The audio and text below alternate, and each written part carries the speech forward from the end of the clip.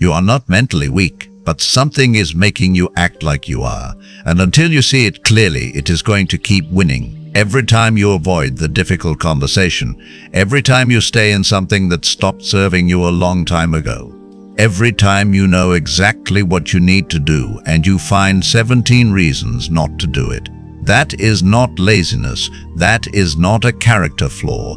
That is a mind that was never trained, a mind that was handed comfort so consistently that it forgot what it was actually capable of. And today we are going to fix that. The first reason most people are mentally weak, they have trained their mind to avoid discomfort. Not dramatically, not all at once, slowly, quietly, one small avoidance at a time. The conversation they put off, the decision they kept deferring, the thing they knew needed to be done, and they found something easier to do instead. Each one of those moments feels harmless. One avoided conversation is nothing. One deferred decision changes nothing. But string enough of them together, and you have trained your mind to believe something dangerous. You have trained it to believe that discomfort is a signal to retreat. That when something feels hard, the correct response is to move away from it. And a mind that retreats from discomfort cannot build anything that matters. Because everything that matters is on the other side of something uncomfortable. Every relationship worth having required a difficult conversation. Every goal worth reaching required sustained effort through resistance. Every version of yourself worth becoming required walking through something your current self wanted to walk around. Seneca wrote, "It is not because things are difficult that we do not dare. It is because we do not dare that things are difficult." Read that again slowly. The difficulty is not the problem. Your relationship with the difficulty is the problem. And that relationship was built over years of small retreats that you barely even noticed you were making. Starting today, every time something feels uncomfortable, that is the signal to move toward it. Not to punish yourself, but to remind your mind of something it forgot, that you are capable of more than what feels safe. The second reason most people are mentally weak, they let their thoughts run completely unchecked. Here is what happens in the average human mind on an average day. A thought arrives. Maybe it is a worry, maybe it is a fear, maybe it is the memory of something that hurt or the anticipation of something that might. And instead of observing that thought, instead of looking at it clearly and deciding what to do with it, the mind just goes with it, down the spiral, into the what-ifs and the worst cases and the long, elaborate stories about how this is all going to end badly, and by the time it surfaces 30 minutes have passed, or 3 hours, or 3 days, and nothing in reality has changed, but the person is exhausted, drained, as if they lived through something that had not even happened yet. Marcus Aurelius called this the single greatest waste of human energy. He wrote, "You have power over your mind, not outside events. Realize this and you will find strength." That sentence is deceptively simple. Because most people read it and think, yes, I know I should not overthink. But knowing and practicing are not the same thing. Practicing means the moment a thought arrives, you notice it. You do not perform for it. You do not follow it down the corridor to see where it leads. You simply observe it, name it, and then decide, is this thought useful right now? Does this thought belong to something I can actually do something about today? If yes, act on it. If no, let it pass. Not suppression, not denial, just a deliberate choice about what gets your attention. Because your attention is the most valuable thing you own. And an unchecked mind gives it away freely to every thought that walks through the door without ever asking whether it was invited. The third reason most people are mentally weak, they have surrounded themselves with people who make weakness comfortable. This one is uncomfortable to say, but it is too important to skip. The people around you have an enormous influence on what you consider normal, what you consider acceptable, what you consider worth pushing through, and what you consider worth giving up on. And if the people around you consistently model avoidance, consistently complain, without acting consistently, choose comfort over growth, your standard quietly lowers. Not because you are weak, because humans are deeply social creatures. We calibrate to our environment. We normalize what we see consistently. And if what you see consistently is people giving up, people settling, people choosing the safe version of themselves over the real one that becomes the water you swim in, and you stop noticing how small the tank has become. Epictetus said, associate with people who are likely to improve you, not people who make you feel comfortable, not people who validate every complaint, not people who tell you that the thing you are afraid of is not worth doing because they are also afraid of it.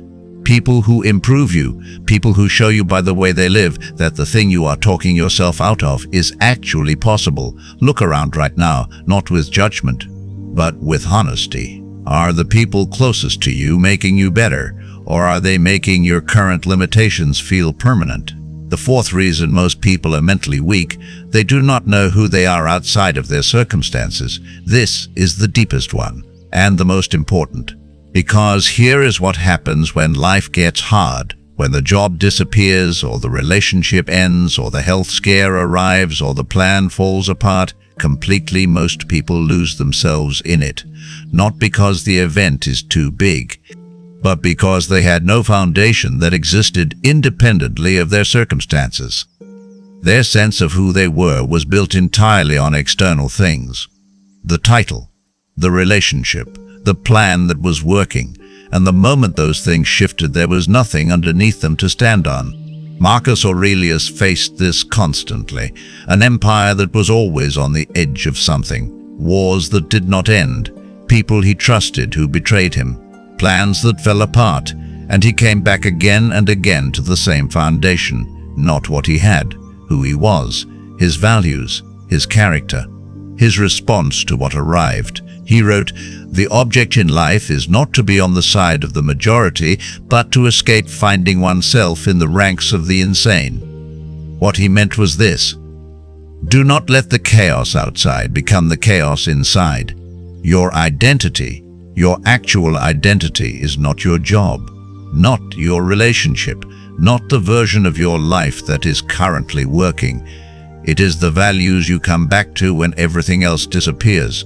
And the person who knows those values, who has built their sense of self on something that circumstances cannot take, is unshakable in a way that no amount of motivation could ever create.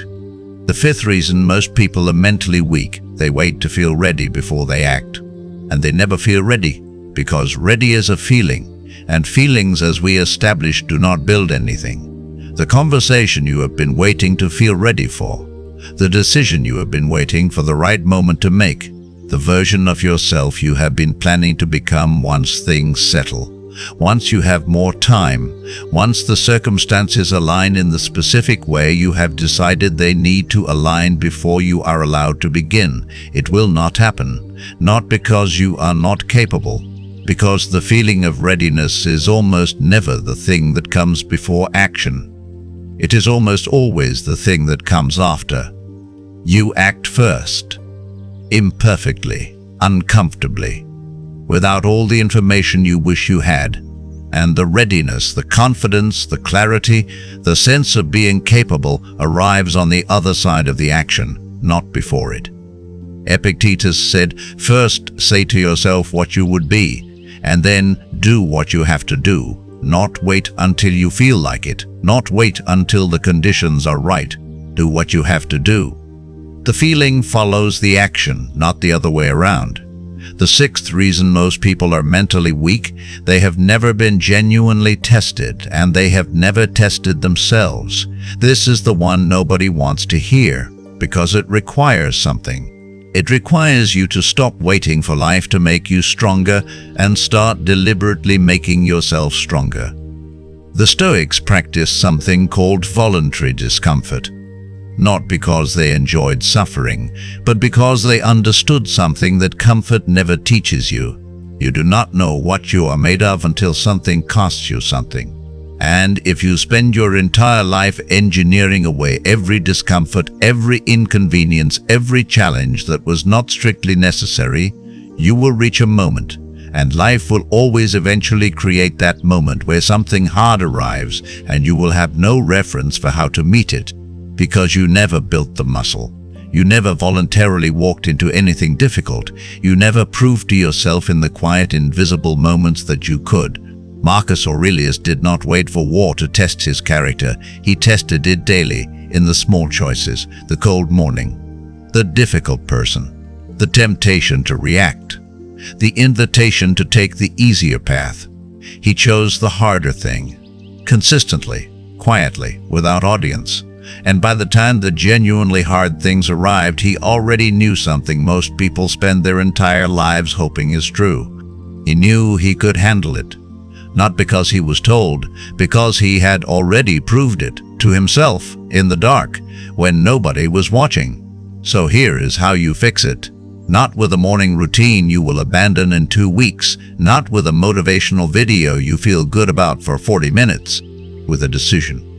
A quiet, private, daily decision to be someone who moves toward discomfort instead of away from it, to observe your thoughts instead of following them blindly, to choose the people around you with more honesty, to build an identity that does not depend on your circumstances staying comfortable, to act before you feel ready because the feeling never comes first, and to test yourself, deliberately, consistently, in the small, invisible moments, not because life demands it, because you do.